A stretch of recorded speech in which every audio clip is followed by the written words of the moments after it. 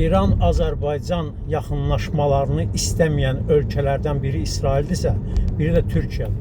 Türkiyə nə Erdoğandır. Erdoğan axırıncı çıxışında nə deyir?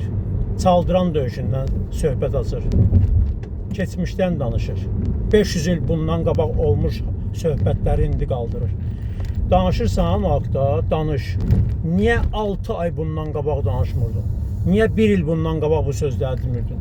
Ya düz söz idisə, yaxşı söz idisə, lazımdırsa bu xalqımıza, millətimizə, bunu 1 il qabaqcan deyəndə, niyə İran, Azərbaycan arasında o əlaqələrin düzələn vaxtında gəlib sən bu sözləri deyib, xalqın, millətin arasında ixtilaf, ixtişaş yaratmaq istəyirsən? Bu siyasi mesajdır bir dənə.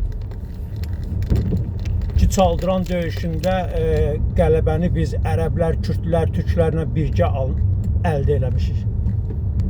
Bu nə sözdür? Bu irqçilikdir, bu düşmənçilikdir. Bu iki dənə ölkənin, müsəlman qardaş ölkənin əlaqələrinin düzəlməyinə xələl vurmaqdır.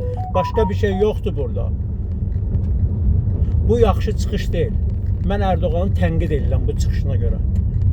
Yəni öz həddimdə, yəni qəbul eləmirəm onun bu çıxışını və bu çıxışı mən siyasi bir mesaj, yəni bu günləri bu demək istəyir ki, ay kürdlər, ay ərəblər, ay İranı istəməyənlər, biz birləşsək bugün eləyə bilərik İranı, yenə də məğlub eləyə bilərik.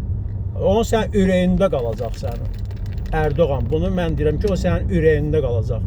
Azərbaycan, İran dostluğu, qardaşlığı günbəgün güclənəcək. Ortada o mutilşik kimi sən qalacaqsan. Şah İsmail Xətai da ki, Sultan Səlimlə kişi kimi vuruşub. Bunu da bütün tarixçilər bilirlər. Sultan Səlim kim olub ki? Atası kimdir, oğlu kimdir, qardaşı kimdir? Kim olub olar? Bizim Azərbaycan xalqı üçün nümunəvi adamlar deyirlər. Nümunəvi bizi üçün elə Şah İsmail Xətaidir.